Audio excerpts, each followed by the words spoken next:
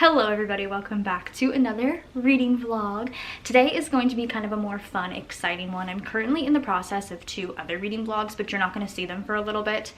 You'll understand. But I am in need of a new book. I finished one last night. Let's look at my TBR together, shall we? That is my physical TBR. I have books right here, that are currently going to be a part of a reading vlog, and then I have some what are these called down here? Box sets. I have the Silo series, a Fear Street kind of fun series, and then 3 the Hunger Games series.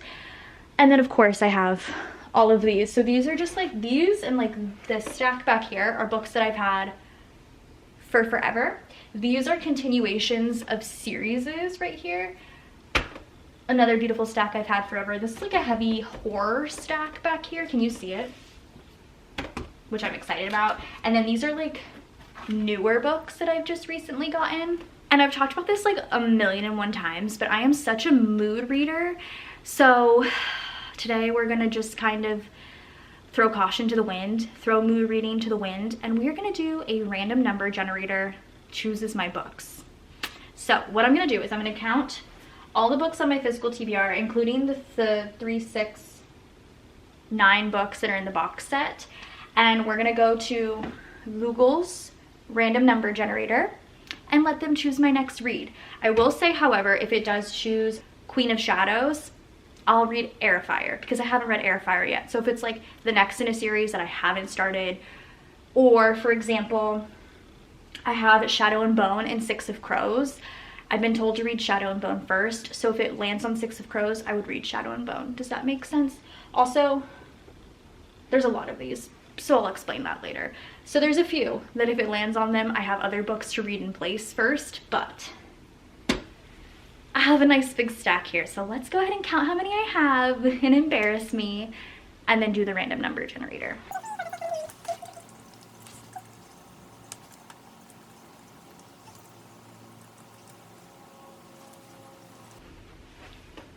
I have 72 books on my physical TBR. I don't want to hear it. We're gonna go 1, and we'll put this as 72. Ready?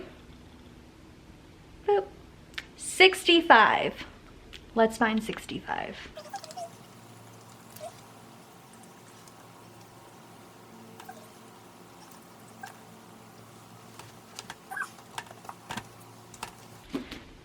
Number 65, ladies and gentlemen. This is The Bad Ones by Melissa Albert. Have not seen a single person talking about this book.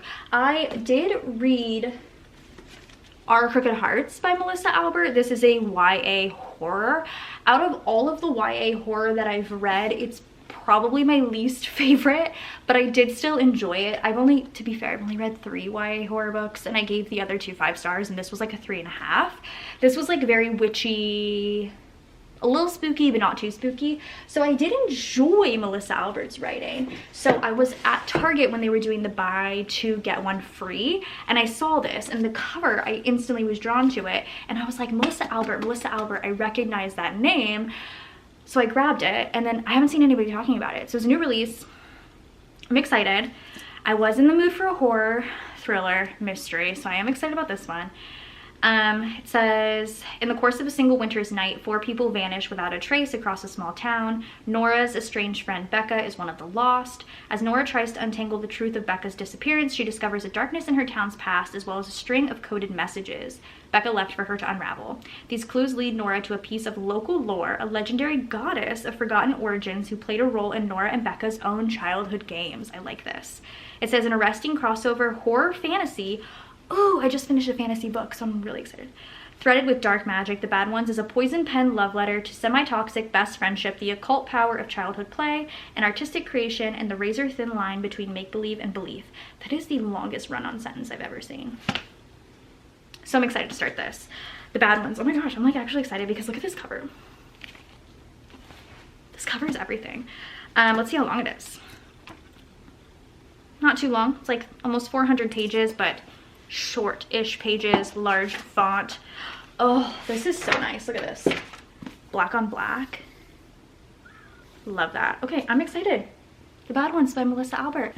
let's start this one tonight. Okay, so reading update time. I'm about like 60 like this here percent of the way through The Bad Ones by Melissa Albert, and I think I like it. I don't know, I really don't feel like I've developed any feelings towards it. It definitely reminds me of the other Melissa Albert that I read. It like reads the same. Obviously it's YA, mystery, thriller, horror, so it reads really easily.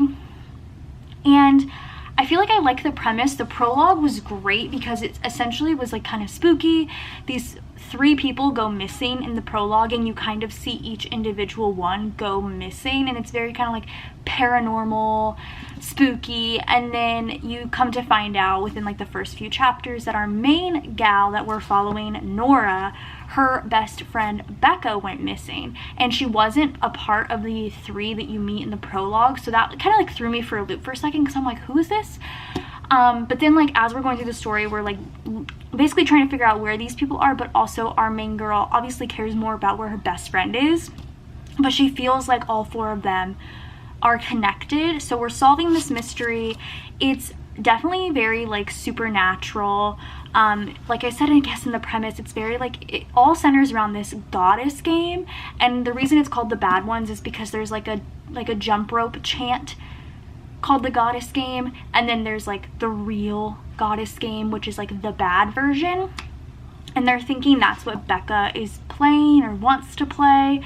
And like I said, it's all very supernatural, and I'm getting to the point now where Nora's like slowly figuring out what's happening. And like I said, I don't know, like it's easy to read. I'll probably finish it tonight if we're being honest, and I like the mystery aspect of it. I like that I'm able to flip pages really quickly through it, but I'm just like, it's giving me the same vibes that the other Melissa Albert gave me, and I think I gave that one like 3 stars.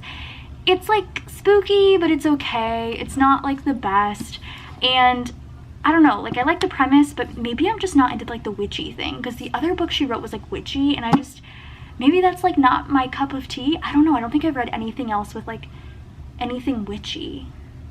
Maybe, but yeah, so that's my update. I'm gonna finish it tonight probably, and if not tomorrow, and I'll give you my full thoughts then. But so far it's okay. I finished it. I stayed up so late last night to finish this. I had like 100 and some pages left, but like I said in the last clip, like it reads really fast. So I finished The Bad Ones last night. Ultimately gave it a 3.75. So when I came at you guys yesterday, I like didn't know how I felt about this book. I felt as though I could see where it was going, and I just wasn't like vibing with what I had anticipated to be the ending, but it ended up being something completely different than what I was like thinking it was. It was just completely different, and I liked that change. And I almost feel like sometimes in like horror books, thriller books, any book in general, I see where it's going and it ends and I'm like, hated that.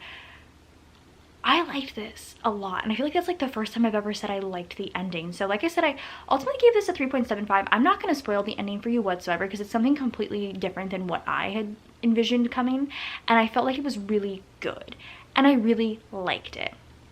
3.75 on this one.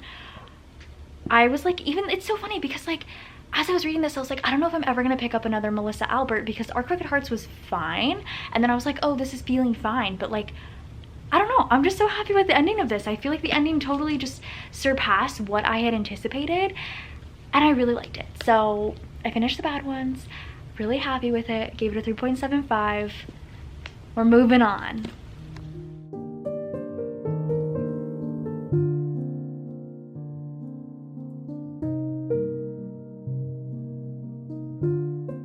Hi, we're back.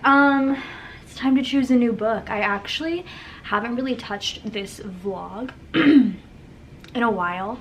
I paused this vlog to do my most anticipated releases of 2024 vlog.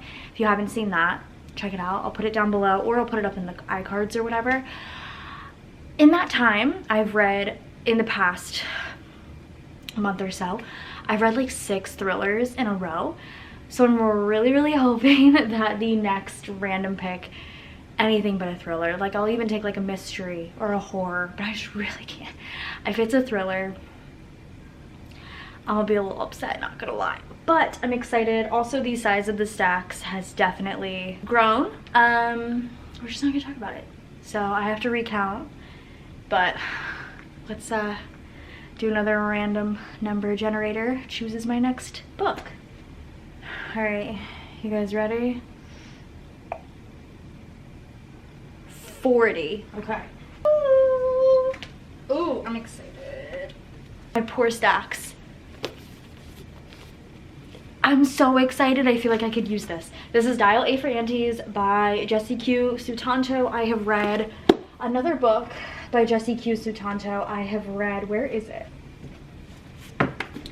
Vera Wong's Unsolicited Advice for Murderers. I loved this. I think I gave it like a 4, maybe like a 3.5, but it was definitely like a 4-star. It was very good. The little like murder mystery, very nice. This is giving me the same vibes. This is also a series, and I do have the second one, which is really exciting, but it just is about Madeline Chan ends up accidentally killing her blind date. Her meddlesome mother calls for her even more meddlesome aunties to help get rid of the body. It just sounds like a cozy mystery. You have no idea how excited I am to read this. I needed something, like, I'm not kidding. I have read like 6 thrillers. Like, I'll tell you how many thrillers I've read back to back in the past month and a half. It's kind of been annoying. I've read 1, 2, 3, 4. Like 4 in a row. I know I said 6, but it feels like it. So I'm so excited for this. I'm so excited to be like in the middle stack. I got so excited for a second because like that's all like romance, and I was like, oh my gosh, but I'm so excited. So I'll be reading Dial A for Aunties next. Alrighty, I'm here to update you guys. I'm about, I would say, halfway through. I think it's like 48% on Goodreads, but chapter 16 about right here. I'm really liking it so far. I feel like because I read so many thrillers back to back to back, maybe I was still in that like thriller mindset. So like at first it was like kind of hard for me to jump into it, but I'm enjoying it now since we're about halfway through. But we're following Medi, and she works with her 3 aunts and her mother, and they run this like family wedding business. One of them is in charge of flowers, one of them does cakes, one does makeup, one does like entertainment, and she is the photographer. So in this family scenario, they have this like curse that was put on their family where all of the men leave, so she's been kind of like stuck with that. So she did back in college have this relationship with this guy for like 3 years, and she ended up breaking it up with him, but he was like essentially the love of her life. So we get a little bit of that story, but then the main story that we're following, her mom is like really meddlesome, and she put her on this blind date, or yeah, she sent her on this like blind date through a dating app, and the blind date turned out to be like skeevy and gross, and she accidentally kills him. And it's all said here in the synopsis, so I'm not saying like any spoilers or anything. She accidentally kills him, and now all 5 of them are trying to kind of cover it up. And it's really funny because like the banter between like the siblings, like the sisters, is hilarious. The mother, and it's like the first thing she did when she saw that her daughter killed somebody was like, oh, you covered his face, that's so respectful, I raised a respectful daughter. Like, it was just funny.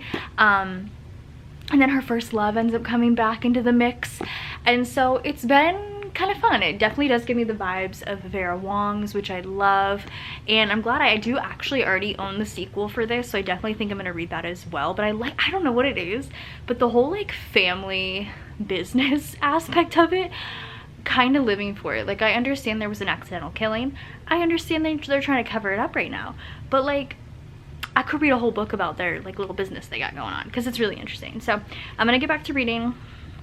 I'll probably finish this in a couple of days, but I just wanted to give you guys an update because I am enjoying it so far. It's a very cozy mystery read. Definitely a good palette cleanser if you need a palette cleanser from like anything. It's just an easy, quick read, so I am enjoying it so far.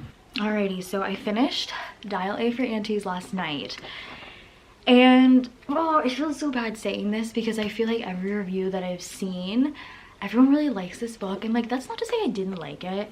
I definitely feel like I would give it a solid like 3, just like a straight 3 stars, because it was like a book I would recommend to people, but also not a favorite of mine. I could never tell what genre it was because I genuinely thought going into this that it was like a cozy mystery, but there was a lot of like romance involved, which I mean was nice. It's always nice, but also the romance was very just like straightforward, like no hiccups really, I guess, other than like the dead body.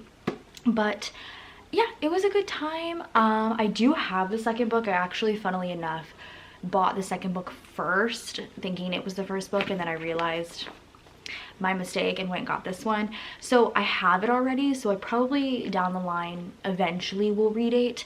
I'm not like really wanting to grab it right now. It's not something I'm like, I need to read now.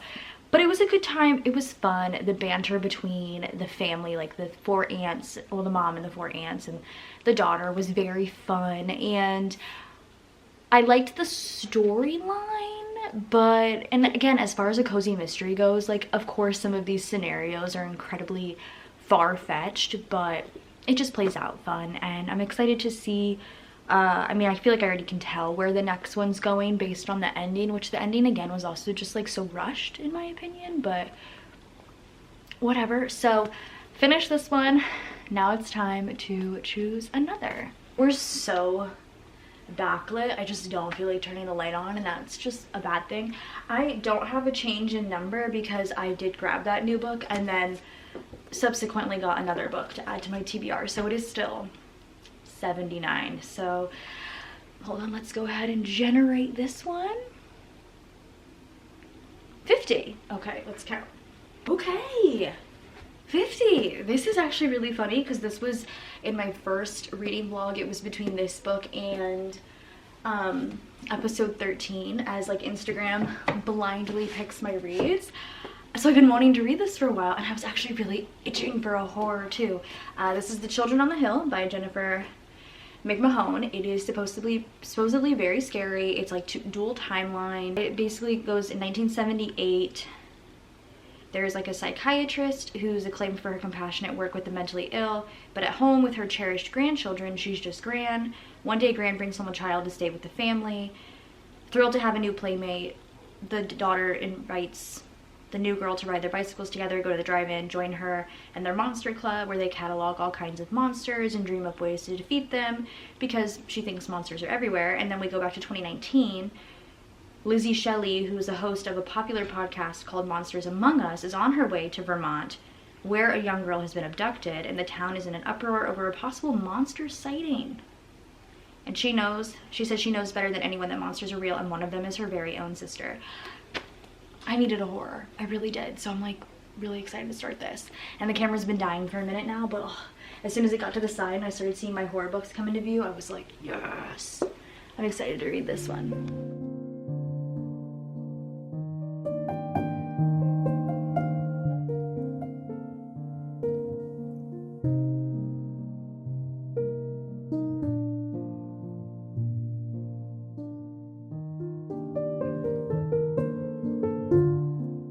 Okay, we're here for an update. I'm basically halfway through this book. I'm on page 160. I read this all yesterday, so I want to preface by saying yesterday when I did the random pick, I was staying home from work because I was sick, and so I just wanted to read in bed and like not move, and I was like, oh, I need to pick a book. I need to do it real quick. So when I was picking the book, I felt like I was in one, not a good mood because I wasn't feeling good, but also two, like, I was reading the back of this, I was reading the synopsis to you, and I was like, what did I even just say? You know what I'm saying? I was like, what did I just say? So let me update you. Not gonna spoil anything because I'm having such a good time with this. I think I have found my new favorite potential genre of horror, which is like monsters specifically. And I feel like with monsters, I don't know how to explain it, but like urban legends, like stuff like that, like skinwalkers, things like that, because I read Stolen Tongues last year. Well, I read the first part of it on Reddit years ago, but I bought Stolen Tongues because I wanted to finish the book.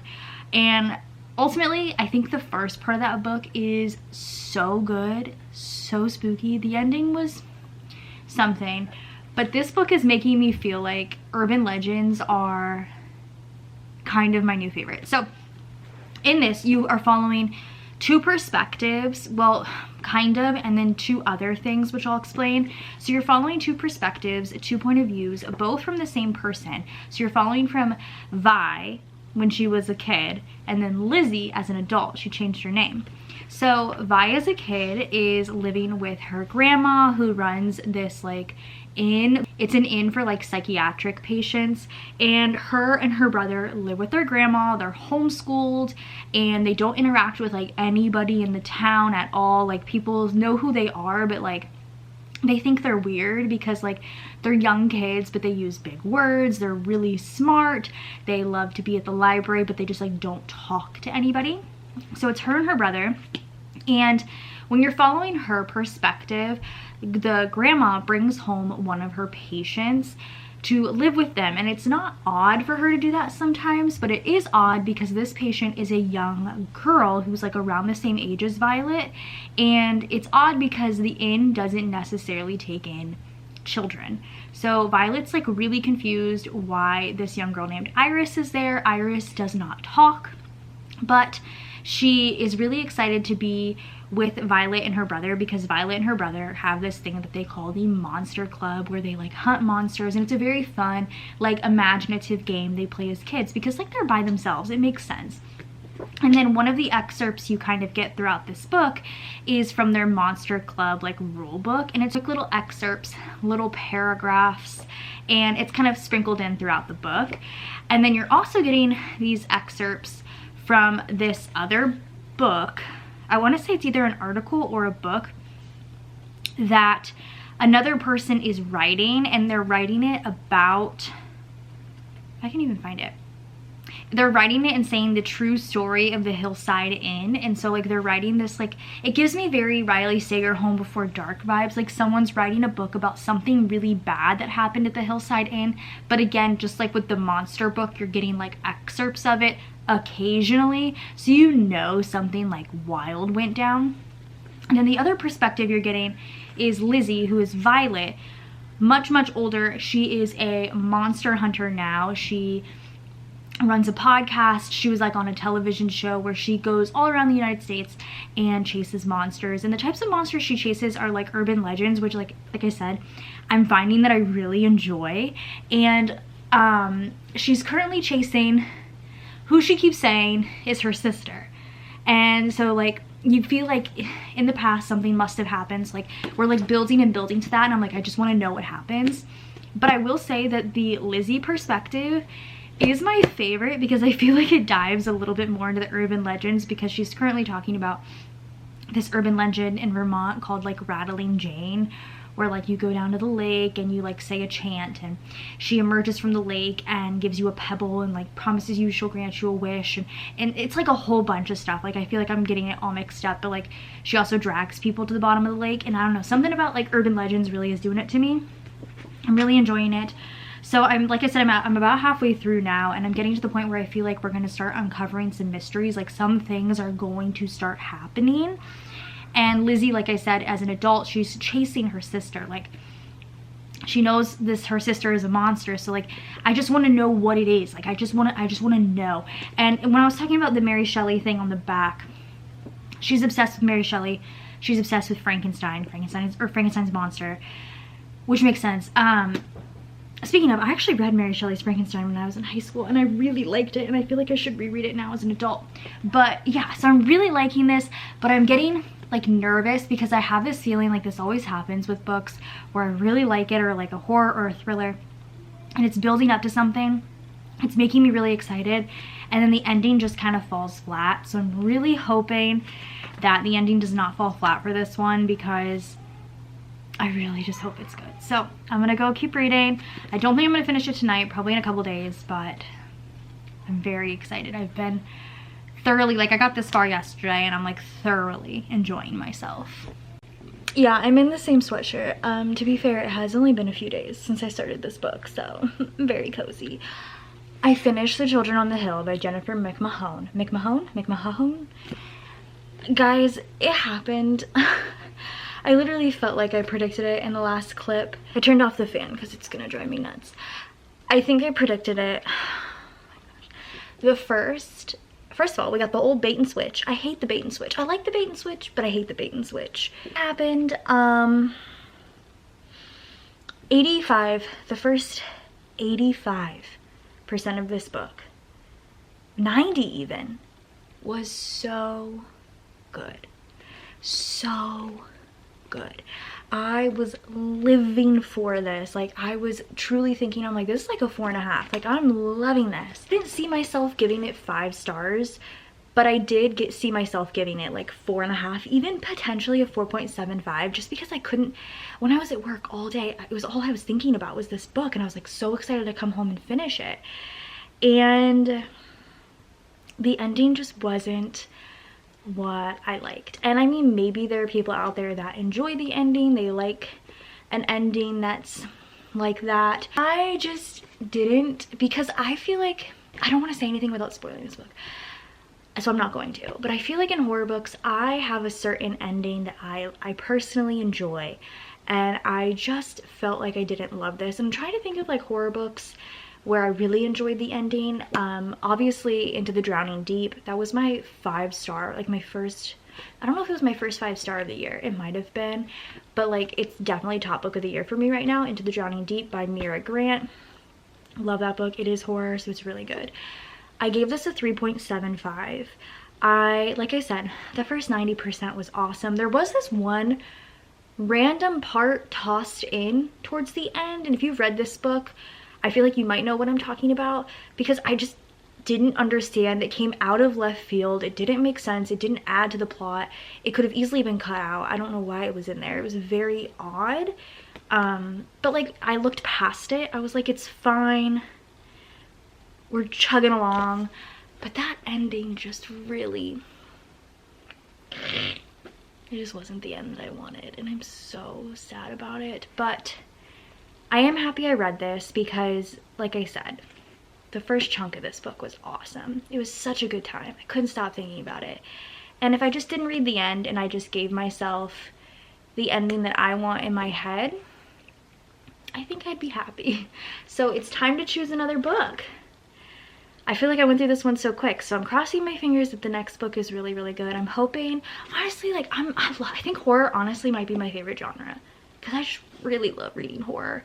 But I'll take a horror, I'll take a thriller. I think at this point I'll take anything. I'm like down. Maybe not anything cozy though. I'm not in the mood for like a cozy book right now. I want to read something that has like a lot of plot. But let's go choose a book.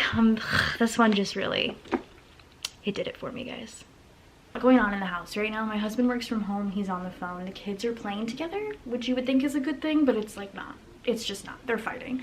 So I'm gonna do this rather quickly. I think I have 78 because I've read a book, which is exciting. So ready?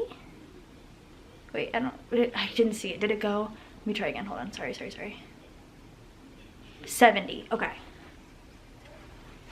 Oh my god.